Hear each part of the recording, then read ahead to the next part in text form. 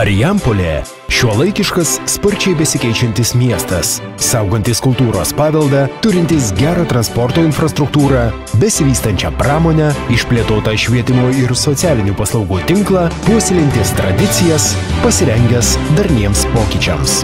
Dirbome kartu ir daug ką nuveikėme, tad ir toliau dirbkime ir kurkime vardan mūsų Marijampolės, vardan mūsų žmonių.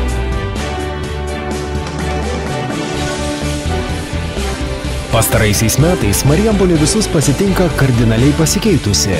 Sutvarkytos centrinės miesto dalies viešosios erdvės, naujomis spalvomis ir formomis sužvėjęs senamiestis, gražiais takais, želdynais, fontanais ir apšvietimu traukiantys poezijos ir Vytauto Didžiojo parkai, atnaujintas Švento Arkangelo Mykolo Mažosios bazilikos šventorius.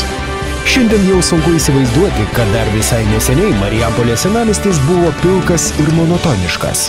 Sėkmingai įgyvendinus europinį projektą, buvo sukurtas naujas, labai patrauklus vaizdas. Saugant prieškarinę miesto dvasią, buvo atkurtas išnykusių gatvelių tinklas, atnaujintos esamų gatvių ir šaligatvių dangos, visuomeninės paskirties pastatų fasadai, suformuoti patrauklų želdynai, sumažinti transporto srautai. Taip ši vieta tapo jauki ir saugi pėstiesiems. Panaudoti senojo broko fragmentai, tai tarsi jungtis tarp istorinės praeities ir nūdienos, pritaikant senamiesčio erdves šiuolaikiniam žmogui ir kartu sukuriant netikėtą įspūdį.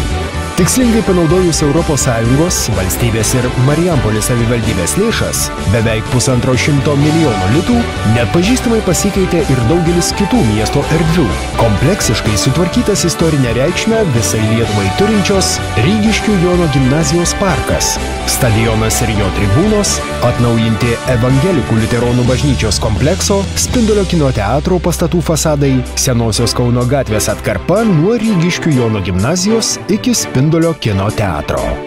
Marijampolės socialdemokratai neketina sustoti, jausdami žmonių palaikymą ir toliau dirbs, kad savivaldybė būtų patogi ir geidžiama vieta tiek verslui ir investicijoms, tiek kultūrai, sportui ir laisvalaikiui. Kaip sako Marijampolės savivaldybės meras Vidmantas Brazys, kartu nuveikėme daug. Todėl tęskime pradėtus darbus vardan Marijampolės ir jos žmonių gerovės.